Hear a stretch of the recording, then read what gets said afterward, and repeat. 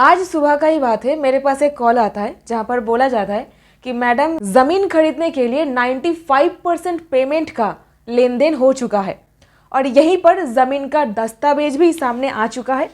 जमीन का जो मैप वगैरह है वो भी आ गया है कि जमीन कैसा है, सब कुछ मिल गया है। लेकिन क्या है, जब हम लोग बाउंड्री वॉल देने के लिए जा रहे हैं, बाउंड्री वॉल हम लोग को देने नहीं दिया जा रहा है, रुकावट पैदा किया जा रहा है और तो और 3-4 लोग कुछ झुपड़ी वगैरह वहां पर बना करके रहने लग रहे हैं। अब ऐसे परिस्थिति में हम क्या करें? हमारा पैसा फंस गया है, जमीन का पोजीशन भी नहीं मिल रहा है, तो क्या करें? तो मैं वहां पर 2 चीज़ किया जो मैं आपको यहाँ पर बता नहीं सकती हूँ, लेकिन एक ऐसा रास्ता मैं आपको बताऊंगी, आपका ये जो समस्या है वो तुरंत सॉल्व हो जाएगी। अक्सर देखा जाता है अब लोग ज़मीन खरीद लेते हो, अनरजिस्टर्ड एक डॉक्यूमेंट बना लेते हो।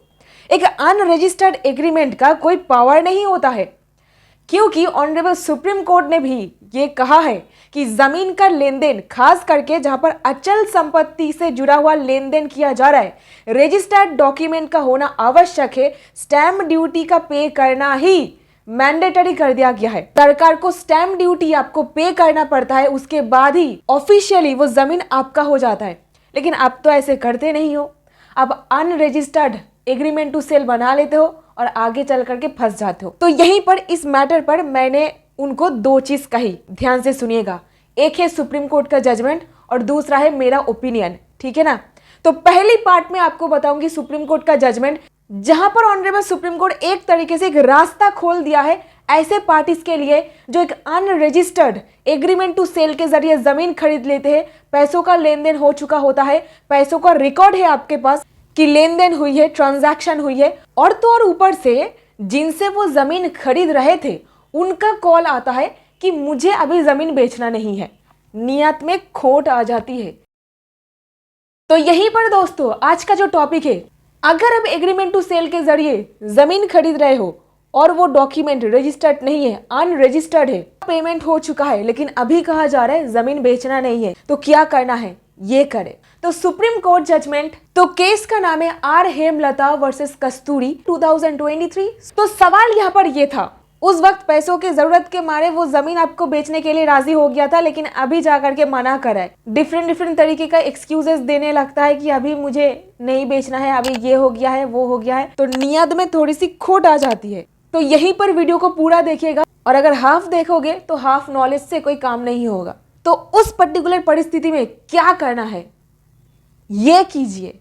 तो यहीं पर आपका एग्रीमेंट टू सेल रजिस्टर्ड नहीं है और यहीं पर रूल कहता है अगर कोई डॉक्यूमेंट रजिस्टर्ड नहीं है तो उसको इन्फोर्स भी नहीं किया जा सकता, यानी कि उसको लागू नहीं किया जा सकता। यहीं पर ऑनरेबल सुप्रीम कोर्ट आगे आकर के बोले कि अगर कोई जमीन का लेन देन कोई अनरजिस्टर्ड एग्रीमेंट के जरिए हो रहा है तब भी आप केस फाइल कर सकते हो, केस को ला सकते हो कोर्ट तक, और वो केस मेंटेनेबल भी होगा और उस पर्टिकुलर डॉक्यूमेंट को ट्रायल कोर्ट में एडमिसिबल एविडेंस माना जाएगा। ये कहा ऑनरेबल कोर्ट ने ऑर्डर में। इस पर्टिकुलर केस में एक अनरजिस्टर्ड एग्रीमेंट टू सेल होता है, 22 लाख रुपए का एक जमीन, 20 लाख का पेमेंट हो चुका होता है, 2 लाख बकिया था। वो 2 लाख रुपए को अगले 6 महीने के अंदर अंदर दे करके पूरे ट्रांजैक्शन को कंप्लीट करने का एक मतलब प्रोविजन लिखवाया लिया जाता है। यही जो एग्रीमेंट है उसका रजिस्ट्रेशन नहीं होता।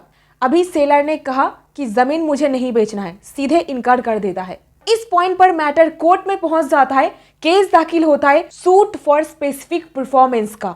अब इसका मतलब क्या, जरा ध्यान से समझिए। 2013 में ट्रायल कोर्ट के पास केस पहुंचता है, ट्रायल कोर्ट का डिसीजन आता है ये जो एग्रीमेंट के बारे में आप बात कर रहे हो ये एब्सोल्युटली अनरजिस्टर्ड है, तो इसको हम लोग मान्यता नहीं दे सकते हैं।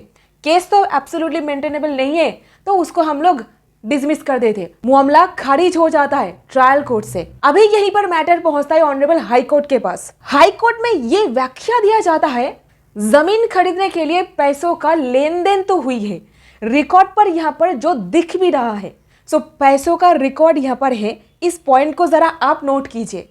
एग्रीमेंट भी यहाँ पर हुई है जहां पर स्पष्ट तरीके से लिखा गया है कितने अमाउंट का लेन देन हुई है। तो यहीं पर रजिस्ट्रेशन एक्ट के सेक्शन 49 और उसके प्रोविजो पार्ट ये कहता है अगर कोई ऐसा एग्रीमेंट हुई है और उस एग्रीमेंट का रजिस्ट्रेशन नहीं हुई है तो उस परिस्थिति में भी उस एग्रीमेंट को एनफोर्स किया जा सकता है और इसी के साथ ही साथ उसको एविडेंस यानी कि प्रमाण के रूप में एडमिसिबल मान्यता भी दिया जा सकता है। तो ये बात कही गई ऑनरेबल हाई कोर्ट के द्वारा और यहीं पर ओपोनेंट पार्टी मैटर को लेकर के पहुंच जाते ऑनरेबल सुप्रीम कोर्ट के पास और यहीं पर ऑनरेबल सुप्रीम कोर्ट की डिसीजन की बारी। सुप्रीम कोर्ट ने एक तरीके से जो लोग अनरजिस्टर्ड एग्रीमेंट टू सेल के जरिए जमीन का लेन देन करते हैं, जो लोग पैसा दे चुके हैं, आगे चल करके वो लोग एग्रीमेंट को रजिस्टर्ड नहीं करते हैं और कुछ समय बाद जा करके जो मालिक है यानी कि जो जमीन बेच रहा है वो रिफ्यूज कर देता है जमीन बेचने से, पैसा वो ले चुका होता है, कुछ पैसा बाकी है, बस ऐसे मूवमेंट पे आकर के वो मना कर देता है, इनकार कर देता है। वहां पर वो सारे लोग जो ये परेशानी का सामना कर रहे हैं उनके लिए एक रास्ता खोल दिया है।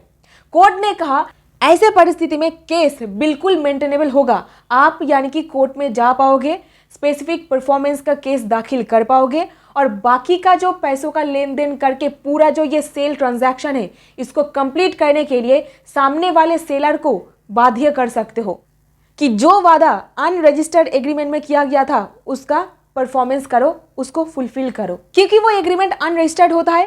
अनरजिस्टर्ड होने के चलते आप उसको इन्फोर्स भी नहीं करा पा रहे हो और सामने वाला इंसान अनरजिस्टर्ड एग्रीमेंट है इसका फायदा उठा करके, इसके आड़ में आ करके आपको बोलता है कि जमीन आप नहीं बेचेंगे, बेईमानी करने लगते हैं। ऑनरेबल सुप्रीम कोर्ट ने हाई कोर्ट के डिसीजन के साथ समर्थन जताते हुए कहे कि एब्सोल्युटली जो बायर है वो केस फाइल कर पाएंगे और अनरजिस्टर्ड डॉक्यूमेंट को कोर्ट में पेश करके एविडेंस के रूप में केस को लड़ पाएंगे। यही डिसीजन फाइनल जजमेंट बन गया। तो दोस्तों ये जजमेंट वो सारे लोगों के लिए बहुत ही ज्यादा बेनिफिशियल रहेगा जो बिना कोई रजिस्ट्रेशन के एग्रीमेंट टू सेल के जरिए जमीन खरीद लेते हैं और आगे चल करके फंस जाते हैं। और यहीं पर 2023 का सुप्रीम कोर्ट का ये जो जजमेंट है, अब इसका सहारा लीजिए और केस जीतिए। लेन देन का एविडेंस आपके पास होना चाहिए। तो ये रहा एक बहुत ही इंपॉर्टेंट बेहतरीन जजमेंट ऑनरेबल सुप्रीम कोर्ट के द्वारा। इसका लिंक डिस्क्रिप्शन बॉक्स पर मौजूद है। अगर आपको इस वीडियो से कुछ ना कुछ फायदा मिला है तो ये वीडियो से भी मिलेगा। सो ऐसी और वीडियोस के लिए चैनल को सब्सक्राइब करें, वीडियो को लाइक करें और अपने दोस्तों के साथ इसको शेयर करें। मिलती हूँ ऐसी और वीडियोस के साथ। बहुत बहुत धन्यवाद।